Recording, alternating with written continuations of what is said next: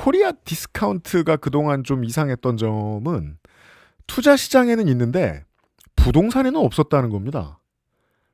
돈이 돈일 때는 전쟁의 위협에 저평가를 받다가 전쟁이 나면 부서진 콘크리트 조각이 될 아파트가 되면 그 위협이 없어진다니 한국 사람들 정말 겁도 없다는 생각이 들었습니다.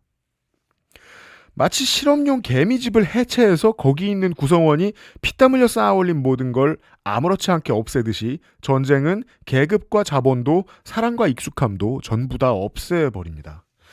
우리 같은 미디어는 실험용 개미집처럼 3인칭으로 전쟁을 보여드리니까 거기 있던 이들에게는 등하굣길과 최애 식당, 부모님 댁, 그리고 거기 존재하던 이웃과 친구들이 사라지는 비극인데 나머지 세계 사람들에게는 그냥 방향성 없이 돌아다니는 길 잃은 개미처럼 보이는 흔한 컨텐츠가 되고 맙니다. 지금 보시는 사진은 2월 28일 이스라엘의 공습을 받아서 부서진 이란 미나브에 있는 한 학교입니다. 안쪽 벽에 밝은 페인트색으로 이곳이 아이들이 뛰어놀던 곳임을 조금 짐작할 수 있습니다. 베냐민 네타냐후 총리가 학살을 할 때마다 나타나는 버릇이 있습니다.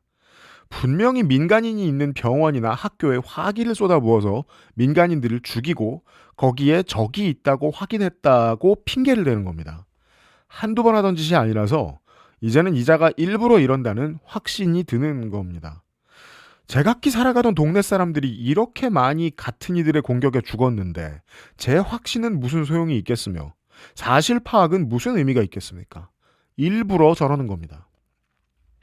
이번 작전에 대해서 미국은 대부분의 휴민트를 이스라엘에게 의존하고 있었다. 다시 말해서 이스라엘이 주도를 했고 미국은 힘만 대줬다는 설명이 많이 돌아다닙니다. 지난주에 저희 방송에서 말씀드렸다시피 시아파의 종주국인 이란은 지도자가 적에게 사망하면 그 순교를 대가로 후계 세력이 정치적인 힘을 얻게 됩니다. 따라서 죽는 건 하메네이 개인 입장은 모르겠습니다만 그 주변 세력에게는 큰 도움이 됩니다. 이란 신정 독재에게 도움을 주는 이런 공격 행위를 이스라엘의 네타냐후 총리가 대체 왜 원할까? 2월에 전쟁을 내고 지지율이 올라갈 때 의회를 해산해서 4월에 총선을 치를 방법이 있기 때문입니다. 내각의 임기는 원래대로 하면 10월에 끝나지만 정부 예산이 의회에서 가로막히면 그 이유로 의회가 해산되고 총선을 치를 수 있게 됩니다. 제가 만약에 학살이 취미인 총리면 아무 예산이나 넣어다가 의회 해산을 유도하면 좋을 겁니다. 보시다시피 네타냐후는 작년에 이 짓을 한번 했던 적이 있습니다. 내각이 해산될 위기에서 이란 핵시설을 기습 폭격하면서 여론을 자기 편으로 돌려서 야권이 발의했던 의회 해산안이 부결되도록 만들었었죠. 질문! 범죄자 하나 덮자고 이 많은 학살이 일어난다고요? 물론 그 문맥 속에는 다양한 일들이 얽혀있지만 표면적으로는 범죄자 하나를 덮자고 체제를 전복시키려는 일은 많이 있습니다. 왜 모르는 척을 하십니까? 저 얼굴을 보니까 다시 생각이 나는데 안 나오는데요? 아, 네. 좋아요. 우리 분석 데스크가 패널 역할을 해주고 계시네요. 이한튜브님께 첫 번째로 권해드리고 싶은 건 주식을 투자를 해보시는 겁니다. 상대방의 입장을 이해하기 전에 상대방을 악마화시키는 건 보통 논리 오류입니다.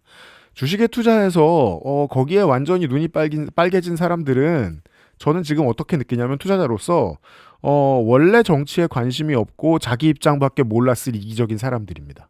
원래 그랬을 사람들입니다.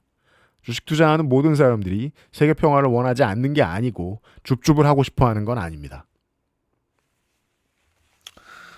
아무튼 아까 그 얼굴을 보니까 생각이 나는데 윤석열처럼 트럼프는 의회의 허락을 득해야 전쟁을 할 수 있다는 절차를 또다시 무시하고 의회 몰래 이번 침략 전쟁을 했습니다. 관세 문제 때문에 기왕에 트럼프에게 등을 돌린 공화당 의원들은 이런 스토리를 잡기로 한 것 같습니다. 나 원래 친트럼프였는데 트럼프가 하라는 마가는 안 하고 딴 마음을 먹어서 눈물을 삼키면서 트럼프를 버린다 정도로 태도를 잡은 걸로 보입니다. 그럼 마가가 원래 하는 일은 뭐죠? 미국 우선주의입니다. 미국 우선주의는 뭐죠? 남의 나라 일에 미국 돈과 미국 군대와 미국 무기를 안 쓰는 겁니다. 취임 직후에 온 세계의 욕을 먹었던 것이 트럼프 주니어의 우크라이나 용돈 끊는다 발언이었습니다. 전쟁으로 세계 평화가 위협받든 말든 우리는 조롱하면서 미국 돈 아끼겠다는 그 메시지를 지지자들은 좋아했던 건데 이젠 조롱하는 태도는 그대로인데 우리 돈 들여서 의회 몰래 전쟁을 하겠다는 게 공화당 마음에 들지 않는다. 그러므로 우리는 트럼프를 버리겠다. 이것이 취임 1년 만에 레임덕이 찾아와서 거기에 대처하는 미국 공화당의 자세로 보입니다. 그리고 이번 공습 때문에 지지율이 더 떨어졌고 그 떨어진 지지율을 반영하는 것이 이제는 신경 쓸 필요 없다면서 어제 오름세로 끝난 나스닥 지수의 의미이기도 합니다. 주식은 보통 정치에서 이렇게 해석하는 것이 좀 더 올바른 선택일 것 같아요. 앞에서 전쟁을 쳐다보는 행위, 전시하는 컨텐츠, 미디어의 문제에 대해서 제가 말씀을 드렸습니다. 몇 년 전까지만 해도 그걸 보고만 있는 우리 같은 해외 시청자가 바보가 되는 문제를 사람들이 주로 지적을 했는데 요즘은 그렇지만은 않습니다. 그건 재래 미디어가 가지고 있는 단점입니다. 카메라는 찍고 전송하고 방송사는 보여주는 게 보통의 재래 미디어인데 그 재래 미디어가 말도 하고 편집도 하는 권력도 같이 가지니까 스토리를 다 만들어서 완성된 요리로 입안에 넣어주는 게 문제였던 거죠. 그렇다고 독립된 시민이고 유권자인 개개인이 전쟁을 쳐다보지 말아야 되느냐? 반대죠. 시민은 나 자신의 주인이고 커뮤니티의 주인이니까 왕처럼 굽어 살펴야 됩니다. 불과 몇 달 전에 청와대의 업무 보고가 너무 시시콜콜하고 민낯을 보여준다면서 재래 미디어가 보수 진보할 것 없이 이걸 가로막으려고 들었던 일련의 논평을 기억하실 겁니다. 원칙만 생각하면 쉽습니다. 주인이 왜 못 보게 합니까? 보여주는 방식이 구식이었을 따름입니다. 사이트를 하나 소개해드리죠. worldmonitor.app이라고 누군가가 만들어 주었기에 추천을 드립니다. 그냥 일반인들이 에이전트를 동원해서 만든 걸로 보입니다. 주요 지역의 실시간 CCTV를 보여주고 경제지표, 원자재 공급망의 상태, 교통 상태, 알려진 핵시설의 위치, 그리고 유튜브를 포함한 전 세계 언론의 라이브 방송을 하나의 화면에 원하는 구성대로 맞추어서 보여주는 기능을 갖고 있습니다. 번역 당연히 기본으로 되어서 나옵니다. 예전에는 국가 정상들만 보던 정보의 배열과 상당히 비슷하게 생겼습니다. 제가 예전에 본 적이 있는 걸로는 사성 장군들 들어가는 일부 벙커의 벽면을 차지하는 모니터들하고 닮은 형태로 정보에 접근할 수 있도록 만들었습니다. 아무래도 이게 1분짜리 전쟁 단신 내보내고 그 다음에 불행을 전시하는 기부 광고로 넘어가는 우리나라 뉴스 채널보다는 나을 것 같아서 소개해드립니다. 물론 뭐 이런 걸 보는 건 피곤할 겁니다. 누구나 정보에 이렇게까지 목말라 있는 건 아니니까요. 근데 공부는 결국 사람의 운명, 민주시민의 운명이 아닐까 싶은 생각이 들 때가 많습니다. 주인으로 살려면 알아볼 게 많습니다. 그게 아니면 조선일보 읽고 태도를 정하는 선대의 삶을 따라가야 되는데 그건 좀 불행할 거 아닙니까? 조선일보에 이런 칼럼이 좀 유명해졌습니다. 며칠 사이에. 미국은 그럴 수도 있고 그래도 된다. 기사 안에서 본인이 옥스포드에서 전쟁학 수업을 들었다고 자랑한 김수경 기자의 칼럼 마지막 단락이 보시는 바와 같습니다. 줄타기 외교 기술을 쓰다 말고 미국이 철퇴를 내리면 그냥 맞아야 된다. 왜냐하면 미국은 그럴 수 있고 그래도 되니까. 레슬러들이 악역 전환을 할 때 그 능력이 잘 드러납니다. 왜냐하면 레슬링은 연속극이라서 악당이 된 이유를 설득력 있게 풀어내지 못하면 관객들이 신경을 끄고 시청률이 떨어집니다. 제가 본 최악의 악역 전환 마이크 워크는 내가 왜 그랬냐고 그래도 되니까 였습니다. 저 칼럼의 요지도 마찬가지입니다. 벌거벗은 힘을 숭상하는 거 마음대로 해도 됩니다. 그치만 저렇게까지 논리 없이 승자만 따라다니는 멘탈이면 중국이 우리에게 더 큰 위협이 되었을 때 저 기자가 중국말 잘 들어라. 왜냐하면 중국은 그래도 되고 그럴 수 있으니까 라고 말하면서 태도를 쉽게 바꿀 가능성은 너무너무 높습니다. 저런 재래 언론으로부터 우리의 연약한 어른들을 보호해야 됩니다. 이런 거 읽고 비뚤어지지 못하게 해줘야 됩니다. 그러자면 어른들로 하여금 스스로 사고하는 버릇을 기르도록 해야겠죠. 다시 한번 월드모니터.app을 추천드린다고요. 지금 가서 한번 봐보세요. 그 와중에 돈 자랑을 하는 정치인이 계시다길래 믿지 않았는데 정말로 돈 자랑을 하고 계셨습니다. 안철수 의원이 최근 페이스북에 이런 글을 쓴 거죠. 댓글을 소개하고 싶은가 봐요. 우선 이거 붙여보죠. 대통령의 29억 아파트는 현금 27억 원을 가진 슈퍼리치만 살 수 있는 집이 아니냐. 제가 늘 지적하는 페이스북의 재미있는 지점입니다. 페이스북의 모든 글은 제목 짓는 칸이 없는데 다수의 어른들이 제목을 짓죠. 정몽준 의원이 떠나간 자리에 국회의원 부동의 재산 원탑 안철수 의원의 2025년 신고재산은 1367억 8982만 원입니다. 1000만 원 단위 절삭을 하더라도 대통령이 내놓은 집 50채를 지금 살 수 있습니다. 저 재산에는 주식이 반영되어 있으니까 지수를 추종하면 지금 재산은 아마도 훨씬 더 많겠죠. 문제는 안철수 의원이 부자인 게 아니라 안철수 의원의 해석 수준이 문제입니다. 지금 정부가 하는 일은 부동산이 아닌 투자시장으로 부를 옮기는 패러다임 전환이 있고요. 거기에 더해서 5극 3특, 수도권을 제외한 다른 연담도시를 만드는 작업이 있습니다. 지금도 행정도시나 산업단지에는 공실이 되게 많고 땅을 넓게 쓸 수 있는데 인구 100만 단위의 대도시하고 연계할 수 있는 가능성이 높아지면 몇 가지 산업들은 적으나마 수도권에 창업할 필요성이 줄어들게 됩니다. 부동산의 자산 가치를 떨어뜨리는 작업이 본격적으로 시작됐고 제가 지금 이 말씀을 드리는 게 들으시기에 따라 지겨운 분들도 많을 텐데 안철수 의원은 그 거대한 변화를 아예 무시하고 지금 상황만 이야기하고 있다는 겁니다. 게시글의 댓글을 보면 지지자 모임도 가동이 잘 안 되고 계신 걸로 보입니다. 물론 슈퍼리치 무서운 건 우리 언론이 잘 알고 있습니다. 여전히 대다수의 언론이 쿠팡 문제에 대한 정상적인 보도를 하고 있지만 일부 언론업체들이 컨퍼런스 콜에 대한 희망적인 기사를 내면서 여론과 쿠팡 홍보실 사이에 외줄타기를 시도하고 있는 걸로 보입니다. 우리는 이런 기사를 쓸 수 있다는 신호를 기업에 보내면서 기업 관계자와 언론 담당자가 식사를 하기 전에 홍보용 아카이브를 미리 만들어 놓는 작업 같은 게 있습니다. 그동안 써놓은 기사들 중에 그 회사에 도움이 되는 기사들의 리스트를 보여주고 포트폴리오를 검증받아서 광고 계약할 때 상황을 유리하게 만드는 기법이 있습니다. 이게 그거라는 말씀을 드리는 건 아닙니다. 다만 이런 기사들이 예전에 그렇게 쓰였다는 보고는 많다는 말씀입니다. 얼마 전에 쿠팡 상설 특검이 상당히 싱겁게 끝났는데 그 문제는 좀 더 정리해서 목요일에 다시 전달해 드리겠습니다. 지금 제 운명과 관련이 있는 뉴스로는 행정통합이 있습니다. 저희는 2014년부터 한 번도 거르지 않고 모든 선거에 모든 후보를 소개하는 방송을 해왔습니다. 아시는 분은 아시는데요. XSFM 선거방송은 보통 20회 정도 됩니다. 인트로 포함해서 강력단체별 방송이 있고 재보선을 따로 다루거나 총선에서는 비례대표를 따로 다뤄야 됩니다. 근데 이번에는 전남 광주, 충남 대전, 경북 대구, 경남 부산 울산 통합이 만약에 시도해서 다 성공하면 당초에 18번을 해야 했던 광역단체별 방송이 12번으로 줄어드는데 기쁘지 않습니다. 업무 집중도가 어마어마해지기 때문에 모든 방송 내용을 처음부터 다 다시 짜야 됩니다. 전남 광주 특별시로 말할 것 같으면 광주 시간이 구청장 5명 방송하면 하루 방송 끝나던 게 군수시장 22명을 더 붙여야 됩니다. 이제 전남 광주 방송 분량은 구청장이 26인 서울만큼 늘어나게 됩니다. 운명이라길래 뭔가 했더니 데이터 센트럴. 네, 제가 자꾸 이 얘기를 왜 하는지 아세요? 여러분한테 자주 보고를 드리지 않으면 제가 이걸 포기할까 봐 그렇습니다. 여러분 몰래. 그만큼 자신 없습니다. 말 준비하는 것도 밤을 새는데 보이는 것까지 준비하라고요? 아무튼 전국이 떠들썩한 이 뉴스에 문제는 없지만 소외받고 있는 분들은 있습니다. 소외받는 건 전혀 문제되지 않습니다. 강원특별자치도와 수도권이 영향권에 있는 뉴스가 아니죠. 그래서 잘 모르는 분들이 많기 때문에 기초를 다져주는 BBC의 기사를 하나 추천을 해드리겠습니다.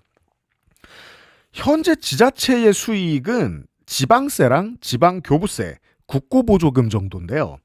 통합을 한 지자체한테 국세 일부를 지방세로 더 넘겨준다. 지방세를 늘린다는 조건이 1번으로 매력적이고 여러분 세금 더 내는 건 절대 아니고요. 그중에는 부가가치세 일부를 자치단체에 고정으로 넘겨서 국세를 아예 영원히 줄여서 지역을 지원하는 조건이 있습니다. 당장 4년간 최대 20조 원의 지원을 이제 평론가들은 제일 많이 이야기를 하는데 그건 현 정부 임기 동안만 지속되는 거기 때문에 양도소득세를 전부 지방으로 넘겨주는 조건이라든가 법인세의 절반을 지방으로 넘겨주는 항구적인 조건이 훨씬 매력적입니다. 그리고 그 돈으로 중심도시 주변의 인프라를 늘려달라는 게 정부의 부탁입니다. 부산에서 사천을 가거나 광주에서 목포를 가는 도시철도를 눈 딱 감고 돈을 쓸 수 있는 비용이죠.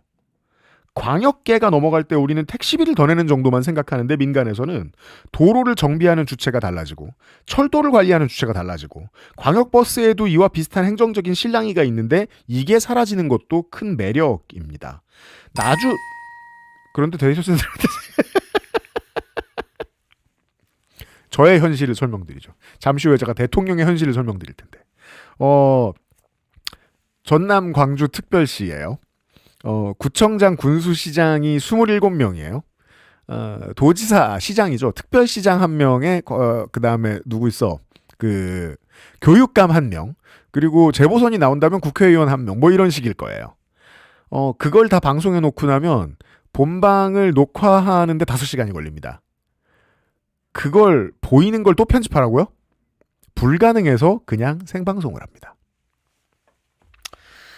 자, 하던 얘기, 이 문제를 반대하고 있다가 충남과 경북의 지지자와 언론에게 욕이란 욕을 다 먹고 야당이 지금 3.1절부터 다급해지게 된 거죠.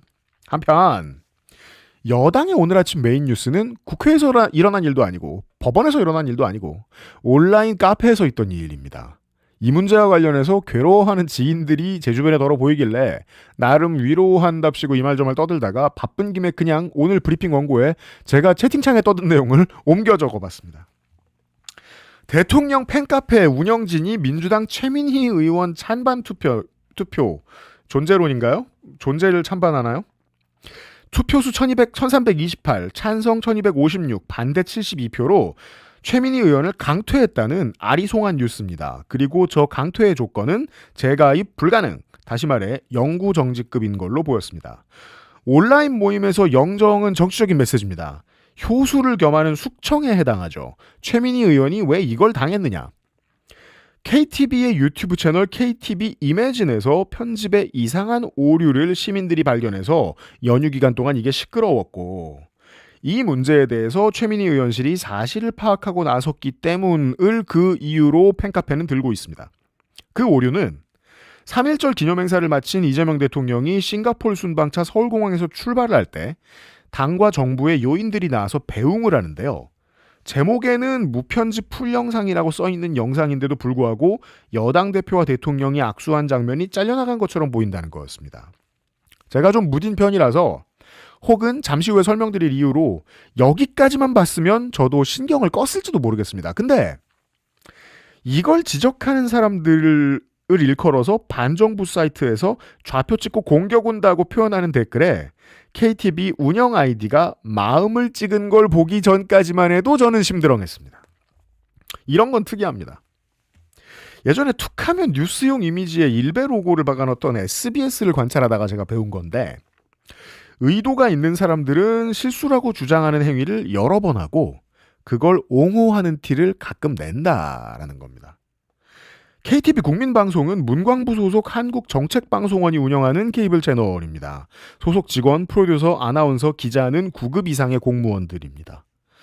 공무원의 조직은 기본적으로 세상을 무서워하는 습성이 있습니다. 내가 잘못을 안 했어도 누가 잘못했다고 많이 와서 지적하면 설명은 하더라도 일단 사과는 하고 보는 게 공무원 조직입니다. 문제가 돼서 윗사람이 불려갔다 내려와서 내 자리까지 벼락치는 게 세상에서 제일 싫기 때문이죠. 그건 늘 공무원 하던 사람이나 갑자기 채용된 공무원이나 마찬가지입니다. 그런 공조직에서 유저들을 비웃는 댓글에 마음을 찍어서 전시한다. 전혀 흔한 일은 아닙니다. 앵글이 잘못 돌아갔다는 핑계를 아마도 될 것 같은데, 저 마음찍에서 느껴지는 일관성이 사실이라면 혹시 이런 일을 여러 번 하지 않았을까? 하고 찾아보니까 그저께 싱가포르로 출발할 때, 1월에 중국으로 출발할 때,